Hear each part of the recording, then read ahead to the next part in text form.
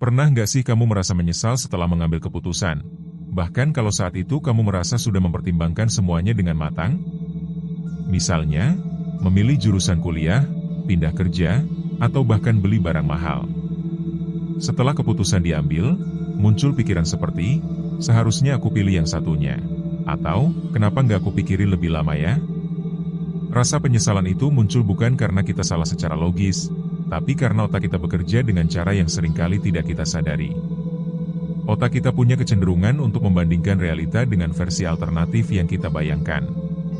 Ini disebut dengan counterfactual thinking, berpikir tentang kemungkinan lain yang bisa terjadi kalau kita mengambil pilihan berbeda. Sayangnya, versi alternatif itu seringkali tidak realistis, tapi tetap terasa lebih baik di pikiran. Akibatnya, kita merasa pilihan kita sekarang jadi salah meskipun faktanya tidak seburuk itu. Rasa menyesal juga diperkuat oleh bias Hinsik, yaitu kecenderungan untuk menganggap bahwa hasil yang terjadi seharusnya sudah bisa diprediksi dari awal. Padahal, banyak hal tidak bisa diprediksi dengan sempurna. Tapi karena kita sudah tahu hasil akhirnya, kita merasa seolah-olah telah membuat keputusan bodoh. Ini jebakan yang bikin kita jadi terlalu keras pada diri sendiri. Menyesal juga sering datang karena kita merasa kehilangan peluang. Otak kita bereaksi lebih kuat terhadap kehilangan dibanding keuntungan. Ini mirip dengan bias loss aversion. Jadi meskipun keputusan kita memberi hasil netral atau bahkan positif, kita tetap merasa kehilangan sesuatu yang mungkin lebih baik. Perasaan ini bisa mengganggu kebahagiaan dan menurunkan rasa percaya diri. Bagaimana cara keluar dari siklus ini? Pertama, sadarilah bahwa penyesalan adalah bagian alami dari proses berpikir manusia.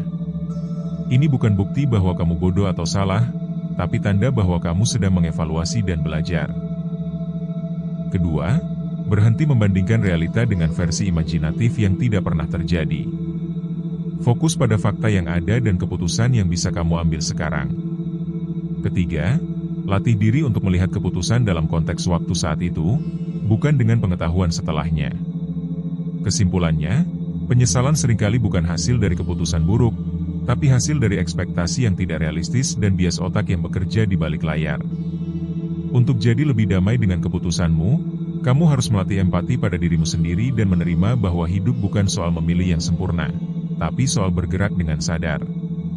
Karena yang paling penting bukan menghindari penyesalan, tapi belajar dari setiap pilihan agar kamu tumbuh jadi lebih bijak di langkah berikutnya.